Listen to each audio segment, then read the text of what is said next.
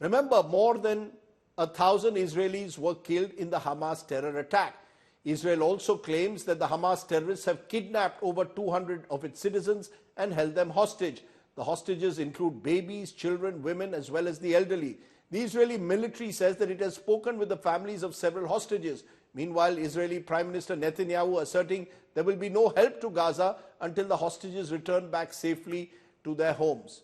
Tonight, at the very top, I'm joined by a special guest. Dr. Simon Nemtzov is someone whose nephew, Ben Kohan, has been missing since October 7th.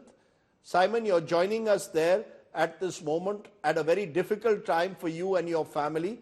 I know that your nephew has been missing.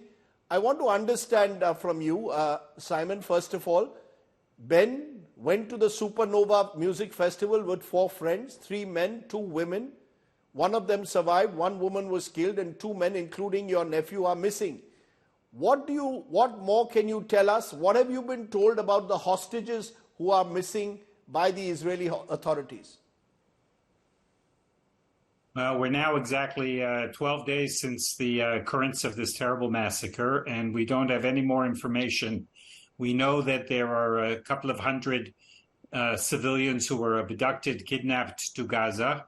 We know that there are still, there were taken about 1,500 bodies from the site for identification.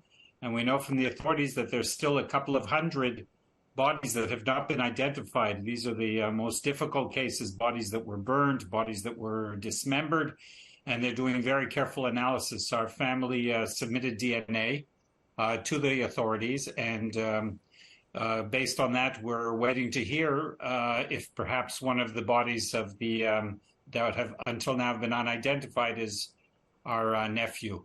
But we haven't heard anything else about whether he's one of the abductees or anything like that.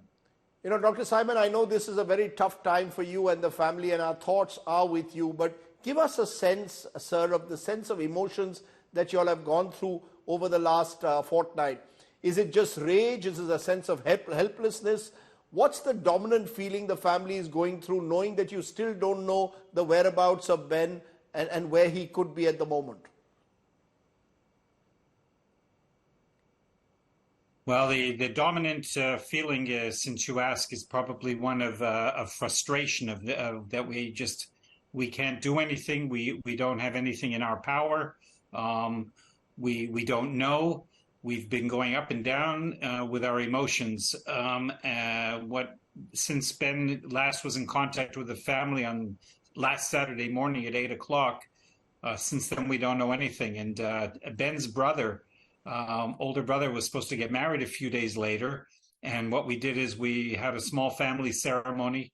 This was a wedding that we had planned for months. And the whole family was expecting to be together for this wonderful wedding. And here, with Ben missing, we held this ceremony. And this was a real mixture of feelings. From one point of view, we were overjoyed with the wedding, which we had. And from another point of view, there was an empty chair there that Ben should have been with us.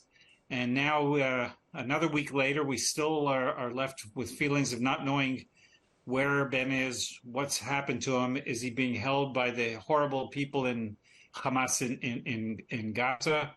Is he resting in peace? And we have so much uncertainty. Do you believe that the Israeli government's response, therefore, should be to go ahead with the ground invasion in Gaza and target the Hamas? Or do you believe that the first challenge is to find a way to ensure, to save the hostages' lives and then ensure a more enduring peace? Well, certainly a more enduring peace is what we all want. On both sides of the border, we want to have peace. But I can't see how this attack and massacre that was done by the Hamas has given a cause of peace for anybody. It's only created more strife for the Palestinians, much death for Israelis, huge amount of destruction in Gaza. So I don't see how Hamas is working towards a peace. A peace is people sitting down and talking, not killing each other like this. Hamas has to go. Hamas is not here for the good of the Palestinian people, and certainly not for the good of the Israelis, who they just want to kill and get rid of Israel altogether.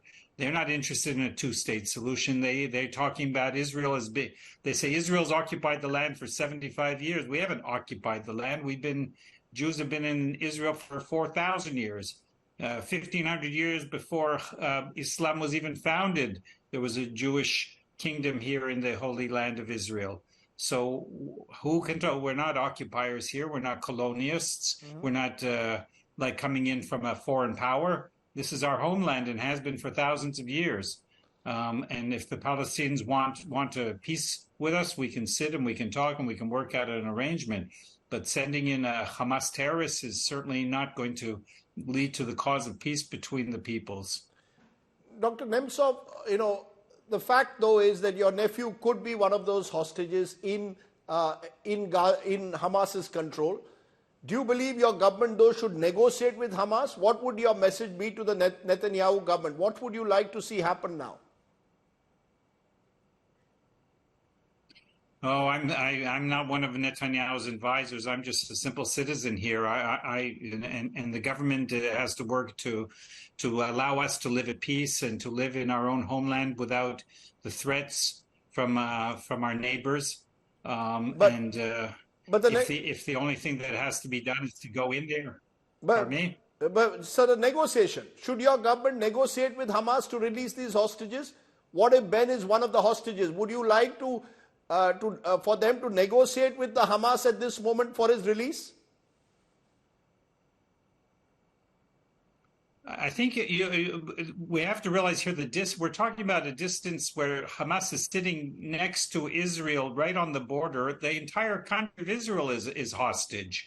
Whenever they want, they open fire, shooting missiles into our towns, hitting our houses. I live 20 kilometers from Gaza, and we had missiles shot at my house. We're all hostages to Hamas. This is not a situation where the people that they kidnapped are the only hostages. Hamas is not interested in reaching an agreement. We're all soldiers at the front line here, unfortunately, and that's the way we have to view it. You're still living, though, I presume, in the hope, sir, that Ben will come back home one day. What has kept your family going over these difficult few days? For sure, we live in hope that he'll come back home, and as I said at the beginning, we don't know if he's among the people who have already been killed, and we just haven't been identified. And we've had this discussion among ourselves, which would be preferable. Would it be better for Ben to know that Ben is resting in peace, or if he's being held by these brutal people who torture and kill and rape women and who knows what they're doing to the hostages that they're holding? So.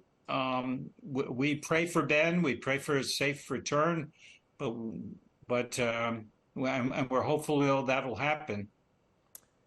Thank you very much, Dr. Nemtzov, for joining me. I just hope and pray that Ben returns home safely. You have all our support. It is extremely unfortunate that civilians have been caught in this horrific terror attack. Our thoughts, our feelings are with you, sir. Thank you so much for joining me.